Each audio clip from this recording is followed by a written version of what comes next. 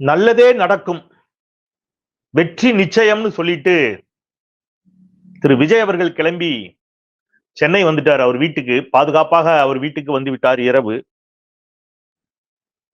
39 அப்பாவி உயிர்கள் பலியாகி அவ குடும்பம் கண்ணீரும் கம்பளையுமா அங்க கதறிட்டு இருக்காங்க கரூர்ல.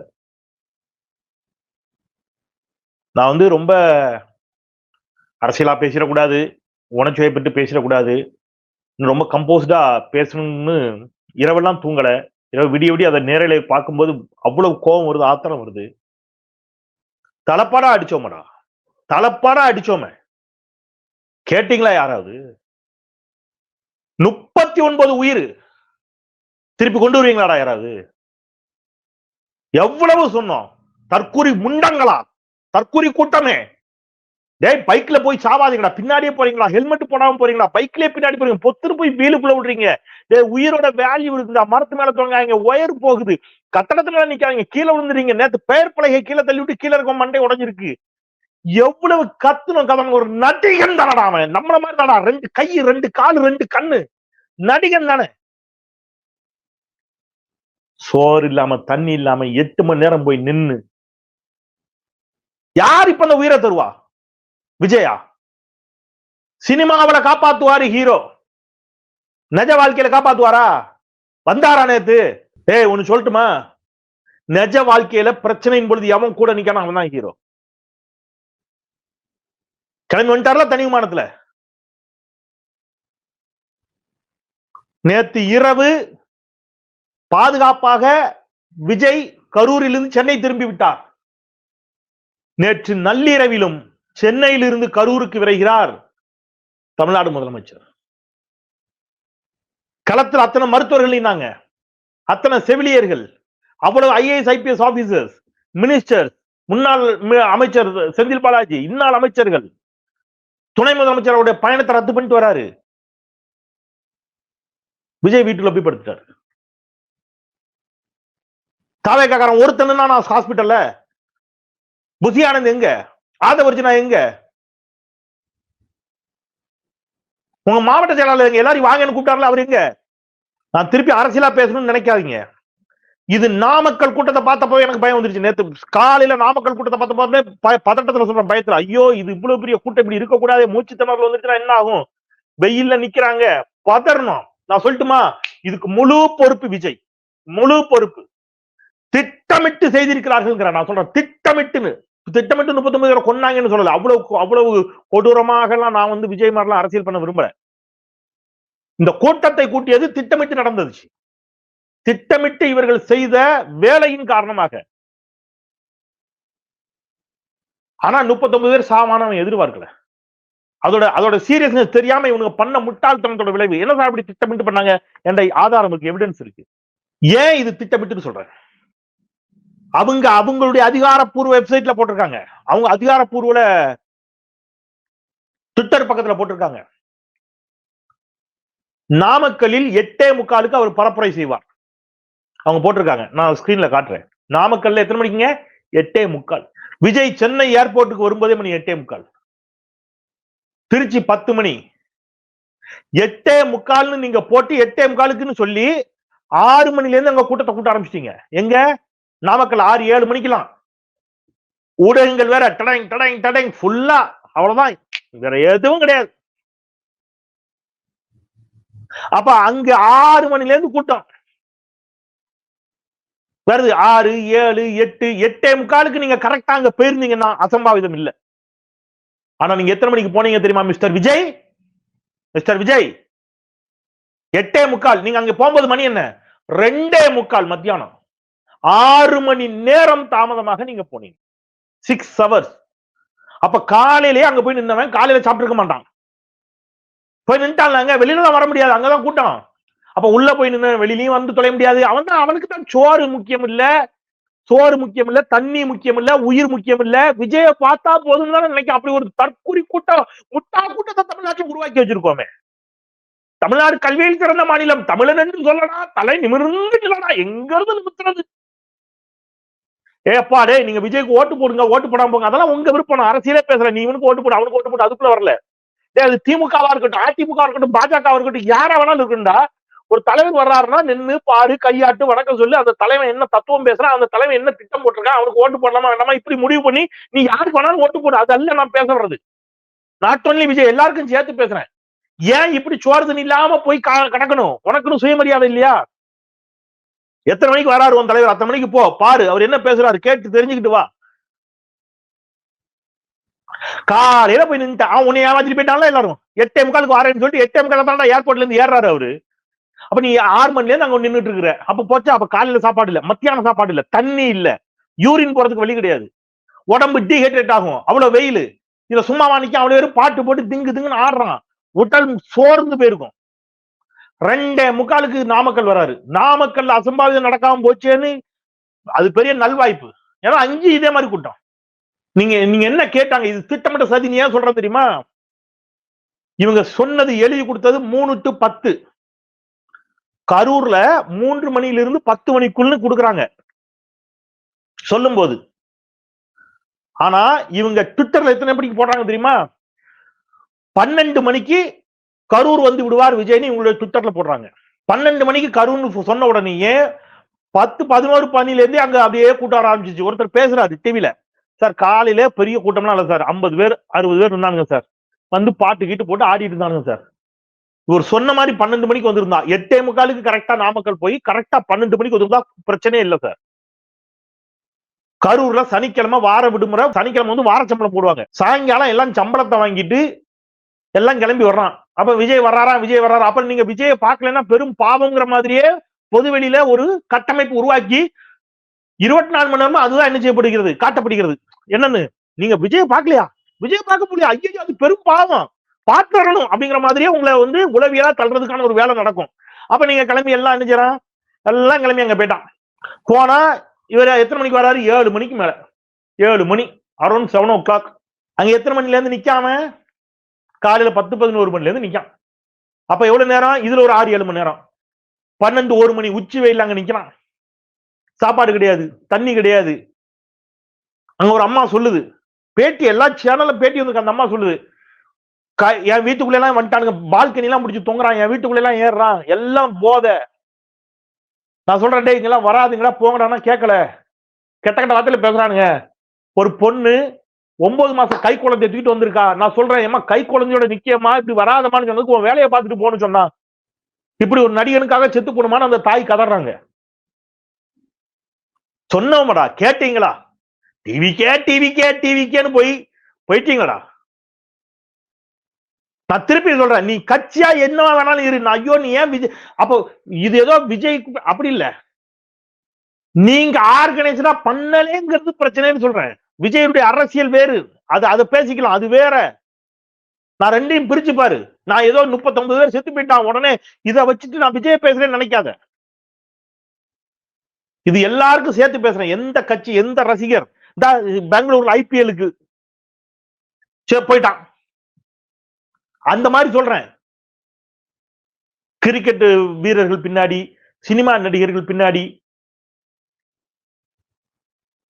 அப்ப விஜய் என்ன பண்ணிருக்கணும்? மனசாட்சி உள்ளவராக இருந்தா விஜய் என்ன பண்ணிருக்கணும்? சொல்றாருல, பணம் என்னங்க பணம் பேசுறீங்கல்ல நீங்க, நல்லா வக்கனையா வாய்க்கலையே. அப்ப என்ன பண்ணிருக்கணும்? நீங்க மத்தியானம் வெயில்ல போடுறீங்க, அப்ப நீங்க என்ன பண்ணிருக்கணும்? ஒரு நீங்க 10,000 பேர் 15,000 பேர் தரலாம் அப்படின்னு தெரியுது, அல்லது நீங்க வெளியூர்ல இருந்து வேற ஆட்களாக அழைச்சிட்டு வந்திருக்கீங்கன்னு குற்றச்சாட்டு இருக்கு. அப்ப நீங்க என்ன பண்ணணும்? ஒரு இதை பிடிங்க, கிரவுண்ட கேளுங்க, மாபெரும் பொதுக்கூட்டம் மாதிரி எல்லா ஊர்லயும் போடுங்க, கரூர்ல ஒண்ணு போடுங்க, நாமக்கல்ல ஒண்ணு போடுங்க, பிரச்சனை இல்லையே. கரெக்டா பந்தல் போடுங்க, சேர் போடுங்க, 10,000 பேர் வந்து உட்காரட்டும். எல்லாருக்கும் இப்ப கரூர்ல திமுக முப்பெரும் விழா நடந்துச்சு. எப்படி நடந்துச்சு? அவ்வளவு பேருக்கும் இருக்கைகள் போடப்பட்டுச்சு. எல்லா இருக்கைகளிலும் என்ன வைக்கப்பட்டுச்சு? ஒரு தண்ணி பாட்டில், பிஸ்கட், ஸ்நாக்ஸ், ஸ்வீட்டு எல்லாம். ஏன்? வர்றவங்க பசியில வருவாங்க, தண்ணி தாக எடுக்க எங்க போறது? அப்ப எல்லாருக்கும் ஒரு தண்ணி பாட்டில், எல்லா சேர்ல ஒரு பையோட வச்சுட்டாங்க. எல்லாரும் வந்தாங்க, அந்த பையை எடுத்துக்கிட்டு அந்த சேர்ல உட்கார்ந்தாங்க. அப்ப அந்த மாதிரி ஆர்கனைஸ் பண்ணுங்க. அப்படி இல்லாம மக்களை கூட்டி வச்சு ரோட்ல விட்டு ஆட விட்டு ரோட பிளாக் பண்ணி ஆப்போசிட் சைட்ல வண்டியில போறான். இதெல்லாம் இதுல போலீஸ்காரர்கள் தான். எது போலீஸ்காரங்க கேட்டுதான் நீங்க 8:45 ஏர்போர்ட்டுக்கு வந்தீங்களா?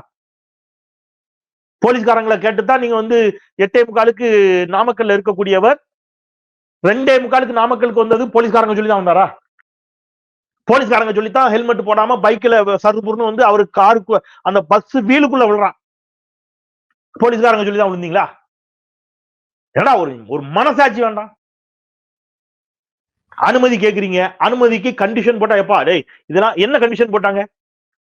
என்ன கண்டிஷன் போட்டுட்டாங்க? வண்டியில பின்னாடி வராதீங்கடா, வாகனத்தை தொடராதீங்கடா, கம்பியை பிடிச்சு தொங்காதீங்க, மின் கம்பத்துல தொங்காதீங்க, மரத்துல ஏறாதீங்க. இதான கண்டிஷனு.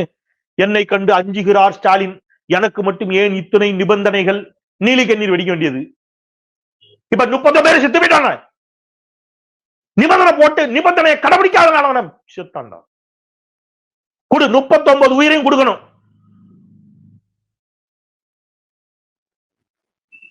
கூட்டமா நடத்துறீங்க கூட்டம். போத, அதிகார போத, வெறி, சிவில் வார். சிந்தனை செல்வம் சொல்லியிருக்காரு விசிக. சிவில் வார், மக்கள் மீது தொடுக்கப்பட்ட போர் இது.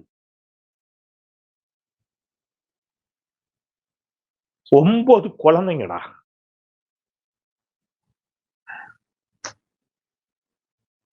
குழந்தைங்களை தூக்கிட்டு அங்க போய் நின்றுருக்கீங்கல்லடா நீங்கெல்லாம். போய் நின்றுருக்கீங்கல்ல நீங்கெல்லாம். அந்த குழந்தைங்க உங்களுக்கு பிறந்ததை தவிர வேற என்ன பாவம் பண்ணுச்சு? அந்த குழந்தை 1 வயசு குழந்தைக்கு விஜய் தெரியுமா, அஜித் தெரியுமா, திமுக தெரியுமா, அதிமுக தெரியுமா? அதுக்கு என்னடா அரசியல் தெரியும்? அந்த 1 வயசு குழந்தை செத்து போச்சே.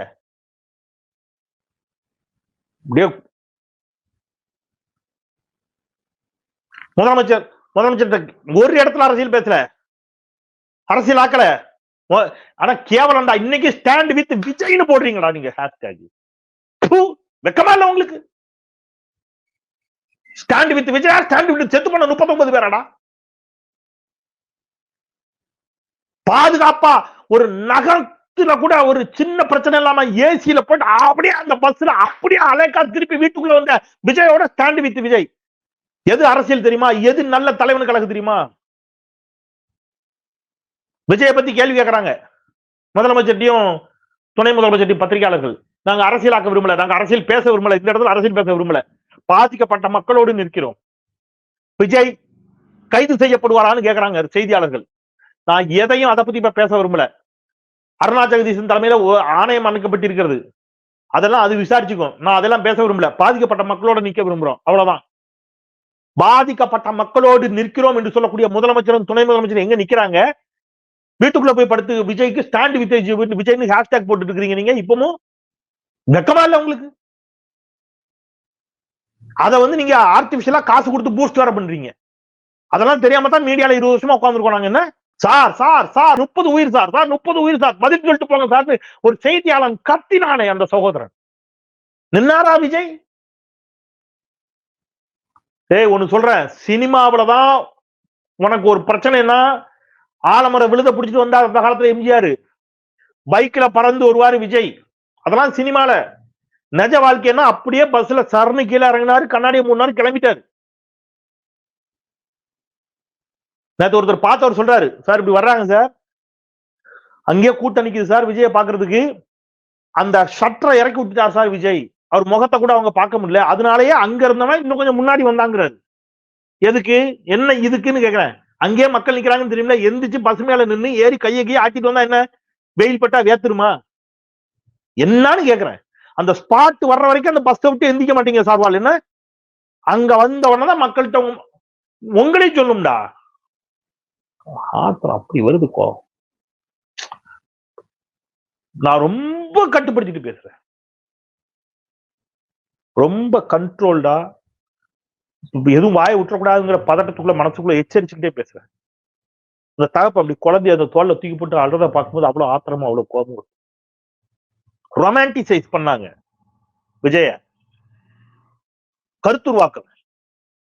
ஒவ்வொருத்தருக்கும் ஒரு அஜெண்டா, ஒவ்வொருத்தருக்கும் ஒரு இது. அதுல வந்து இன்னும் போயிடுச்சு, 39 போயிடுச்சு. எவ்வளவு சொன்னோம், திருச்சியில ஆரம்பிச்ச போயே சொன்னோம். 5 மணி நேரம் ரோட பிளாக் பண்ணிருக்கீங்கடா, ஹாஸ்பிட்டல்டா, டேய் எல்லாம் கெஞ்சணும், கதறணும். இப்படி பண்ணாதீங்க, கொஞ்சம் ஒத்துழைப்பு கொடுங்க. அதோட கொடுமை என்ன தெரியுமா? இது உண்மை என்ன நடந்திருக்குன்னு இப்ப நேற்று வீடியோ ஆதாரத்தோட காட்டிட்டாங்க பல தொலைக்காட்சிகள்ல. என்ன நடந்திருக்கு? கன்சோல் ரூம்னு ஒண்ணு அங்க இருக்கு. அது ஒரு செய்தியாளர் எடுத்து எல்லாத்தையும் சொல்றாரு. கன்சோல் ரூம்ல என்ன நடந்துச்சு, என்ன ஆச்சு அப்படிங்கறத அவர் தெளிவா எழுதுறாரு. அந்த கன்சோல் ரூம்னா என்னன்னா ஜெனரேட்டர் வச்சிருப்பாங்க, ஜெனரேட்டர் இவருடைய அந்த ஸ்பீக்கரு இந்த இதெல்லாம் வச்சிருப்பாங்க. இது உடைச்சுக்கிட்டு உள்ள விழுறான். அப்பதான் அந்த ஜெனரேட்டர் ரூமை உடைச்சிட்டு உள்ள விழும்போதுதான் கரண்ட் வந்து இதாகுது. அதுவும் இல்லைன்னா மின்சாரம் இதாகி இன்னும் நிறைய பேர் செத்து போயிருப்பான். ஜெனரேட்டர் இதாகி அடிச்சு கீழே விழுந்து அதுல கரண்ட் கட் ஆகுது. அது என்னன்னு புரியாம உடனே கொஞ்சம் பேர் அதுல நேத்து ஒருத்தர் எழுதியிருக்கிறாரு, பாரி கார்த்திக் நியூஸ் தமிழ் 24/7 அந்த சேனலுடைய செய்தியாளர் பேசினதை எடுத்து முகநூல் எழுதியிருக்கிறாரு. அந்த செய்தி அவர் தெளிவா சொல்றாரு, கன்சோல் ரூம்ல வச்சிருக்கிறாங்க, தாவேகாவினர் விஜயின் பஸ் அந்த இடத்தில் நின்றுதான் ஸ்பீக்கரை கனெக்ட் பண்ணி பேசணும். ஸ்பீக்கர்லாம் அங்க இருந்தா ஜெனரேட்டர் அந்த இது எல்லாம் இருக்குது, அங்க இருந்தா கனெக்ட் பண்ணி பேசணும். அங்க அதை சுத்தி ஒரு பேரிகார்டு மாதிரி போட்டிருப்பாங்க. எப்பவும் விஜய் கட்சியில் அதெல்லாம் கிடையாது. அந்த கூட்டத்தை காட்டணும், அவங்களுக்கு வந்து விஜய்க்கு மாஸ் காட்டணுங்கிற ஒரே இது, அந்த மாதிரி எந்த ஏற்பாடும் பண்ணல. அதனால அவ்வளவு பேர் நெருக்கடி நின்னா. நீண்ட நேரமாக காத்திருந்த மக்கள் விஜய் வரும்போது அந்த பஸ்ஸுக்கு இடம் விட, பஸ் வருது இல்ல, பஸ் எப்படி உள்ள வரும், அதுக்கு இடம் இல்ல. அப்ப பஸ்ஸுக்கு இடம் விடணும்னு இந்த கன்சோல் ரூமுக்குள்ள ஓடி இருக்கிறாங்க. அது வீடியோ வந்திருக்குது. அந்த கன்சோல் ரூமுக்குள்ள ஓடும் போது தள்ளுமுள்ளு ஏற்பட்டு பஸ் உள்ள வரும்போதே மயங்கி விழுந்துட்டாங்க. இதுல 39 பேர் இறந்திருக்கிறாங்க. பெருவாரியானவர்கள் கிட்டத்தட்ட 30 பேர் மருத்துவமனை கொண்டு வருகின்ற பொழுதே மரணித்து கொண்டு வரப்பட்டிருக்கிறார்கள். அங்க வீடியோ இருக்குது எல்லாமே. அங்கேயே அப்படி செத்து கிடக்குறாங்க, கீழே மயங்கி கிடக்குறாங்க. சில பேர் செத்து போயிட்டாங்க. எதை பத்தியும் கவலைப்படல. பக்கத்துல ஒருத்தன் மயங்கி கிடக்குறானா செத்து கிடக்குறானான்னு தெரியல. இந்த பக்கம் டிவிக்கேன்னு கத்துறானுங்க. இங்க இருந்து கொஞ்சம் பேர் தண்ணிங்கிறாங்க. காது கேட்கல யாருக்கும். இதை பத்தி எதை பத்தியும் கவலைப்படாம விஜய் மேல இருந்து பேசிட்டு இருக்கிறாரு. அந்த செய்தியாளர் ஸ்பாட்ல இருந்து எல்லாத்தையும் ரிப்போர்ட் பண்றாரு. அப்புறம் வழியே இல்லாம என்ன பண்றது, எப்படி கவனத்தை இருப்பதுன்னு செருப்பை தூக்கி வீசுறாங்க. அப்புறம் விஜயே 2 தண்ணி பாட்டில், இந்த அவ்வளவு குட்டி தண்ணி பாட்டில் தூக்கி கீழே போடுறாரு. இதெல்லாம் நேத்து அந்த ஸ்பாட்ல இருந்து இது எல்லாம் மயங்கி விழுந்தோன்னா அவ்வளவு தாவேக்காவினரும் தெரிச்சு ஓடிட்டாங்க. அவன் ஸ்பாட்ல நிக்கிறவங்க தாவேக்காவினர் போட்டிருந்த தகர மறைப்பு பஸ் உள்ளே வர நெரிசல் தாங்க மாட்டாமல் மக்கள் தகரத்தை உடைத்து உள்ளே விழுந்தார்கள். கூரை விழுந்து அந்த கூரையை அப்படி ஒரு கூரைங்க, ஒரு வீட்டு கூரை, அந்த கூரைய அப்படி மேல பிச்சுக்கிட்டு ஒருத்தன் எந்திரிச்சு மேல வரான். பாக்குறான், விஜய பாக்கணும் இல்ல செத்து போவான். விஜய பாக்கலன்னா தெரியுமா உங்களுக்கு? மாடியின் மீது ஏறியவர்கள் பேலன்ஸ் இல்லாமல் கீழே விழ நெரிசல் இன்னும் அதிகமாகியது. மேல இருந்து பொத்துன்னு கீழே விழுந்தாலும் என்ன ஆகும்? டூ வீலர்ல ஏறி நின்றுருக்கானுங்க. டூ வீலர் சரிஞ்சு கீழே விழுந்திருக்கு. அந்த டூ வீலருக்கு கீழே ஒரு குழந்தை மாட்டிக்கிச்சு. அவர்களை மீட்க வந்த ஆம்புலன்ஸை தாவேகாவினர் அடித்து விரட்டினார்கள். வீடியோ இருக்கு. அந்த வீடியோ மட்டுமா பாருங்க. அந்த வீடியோ மட்டும் காட்டு தம்பி. ஆம்புலன்ஸ் வருது இங்க காப்பாத்திட்டு கூட்டு போறதுக்கு, ஆம்புலன்ஸ் டிரைவரை பிடிச்சு அடிக்கலாம். பாருங்க அந்த வீடியோவை.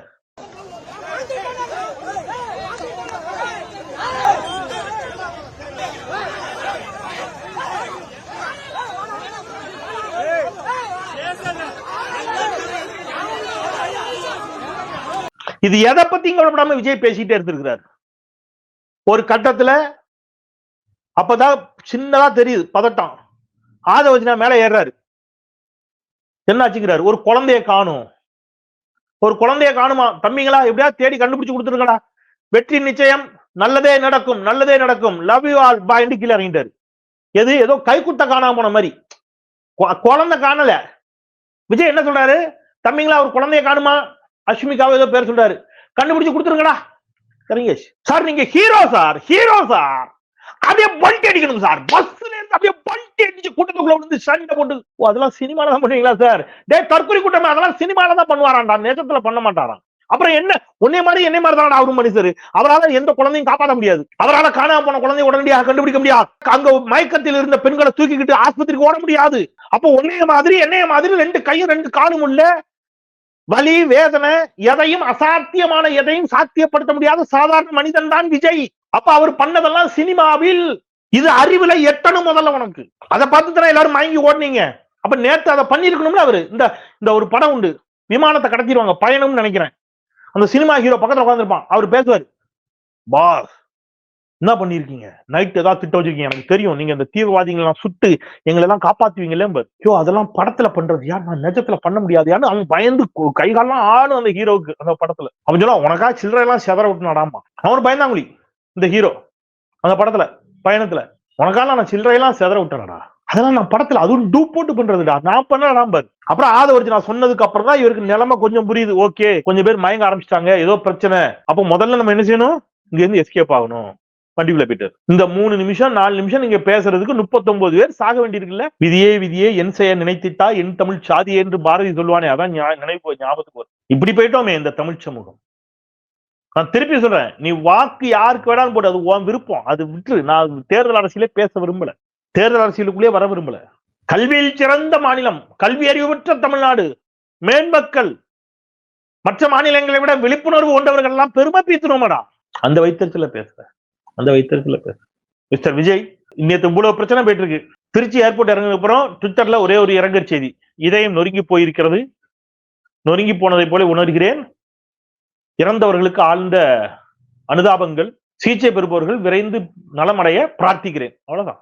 அவருடைய வக்கீல் அறிவழகன் அவர் நைட்டு ஊடகங்களுக்கு சொல்றார், விஜயின் அடுத்த கூட்டம் நடைபெறுமா, எப்படி நடத்துவதா, நடக்குமா, இதை பற்றி ஆலோசித்து முடிவு செய்யப்படும். அங்க 39 பேர் செத்துக்கிட்டு இருக்கான். என்ன பதில் வருது? விஜயின் அடுத்த கூட்டத்தை பற்றி ஆலோசித்து முடிவு. நீங்க எனக்கு ஒரு பார்வை உண்டு, அது எல்லாருக்கும் தெரியும். பெரியாரிய மார்க்சிய அம்பேத்கரிய பார்வையில் இன்றைக்கு திராவிட இயக்கங்களின் பக்கம் நின்று, இந்தியா கூட்டணியின் பக்கம் நின்று, திமுக தான் தமிழ்நாட்டினுடைய தேவை, பாஜகவினுடைய பிரச்சனைகளை எல்லாம் எடுத்து வச்சு வாதங்களை வச்சுட்டு வர்றேன், எந்த ஒளிவு முறையும் இல்லை. ஆனா நான் இப்ப பேசுறது, இந்த நிமிடம் பேசுறது, இப்ப இந்த வீடியோல பேசுனது அதல்ல. அதை விட்டு நீ என்னவா வேணாலும் இருந்துக்கோ, யாருக்கு வேணாலும் ஓட்டு போட, அதல்ல. நான் திருப்பி கைகூப்பி சொல்றேன், இது அந்த அரசியலோட பாத்திராத. இது முழுக்க முழுக்க முழுக்க முழுக்க வேதனையோட, இதயத்தில் இருந்து வரும் வலியோட சொல்றேன். இனியாவது விஜய் விஜய் விஜய் டிவிகே இப்படி பின்னாடி ஓடாதீங்க. வர்றாரா போய் பாரு, கேளு, அவர் பேசுறத கேளு, அவர் சொல்றது சரியா தப்பா சீர்தூக்கி பாரு, அதெல்லாம் வேற. இது இல்லடா தமிழ் சமூகம், இது இல்லடா. அவ்வளவுதான் சொல்ல தெரியும், எனக்கு எதுவும் சொல்றதுன்னு தெரியல. கனத்த இதயத்தோடு 39 உயிர்களுக்கும் என்னுடைய ஆழ்ந்த இரங்கலை, அஞ்சலியை காணிக்கையாக்கி, களத்தில் நின்ற real heroes, doctors, ambulance drivers, nurses, medical officers, medical assistants, காவல்துறையினர், மாண்புமிகு முதலமைச்சர், மாண்புமிகு துணை முதலமைச்சர், மாண்புமிகு அமைச்சர்கள், நாடாளுமன்ற உறுப்பினர், சட்டமன்ற உறுப்பினர், எதிர்கட்சியை சேர்ந்தவர்களாம் கூட வந்திருந்தாங்க, தன்னார்வலர்கள், ஊடக நண்பர்கள், you are all the real heroes. உங்களுக்கு என்னுடைய வணக்கம். ஓடி ஒளிந்து கொண்ட விஜய் நிழல் நாயகன், அவர் ரியல் ஹீரோ இல்ல, புரிந்து கொள்ளுங்கள். தமிழ் சமூகம் இனியாவது தப்பி பிழைக்கட்டும். நன்றி.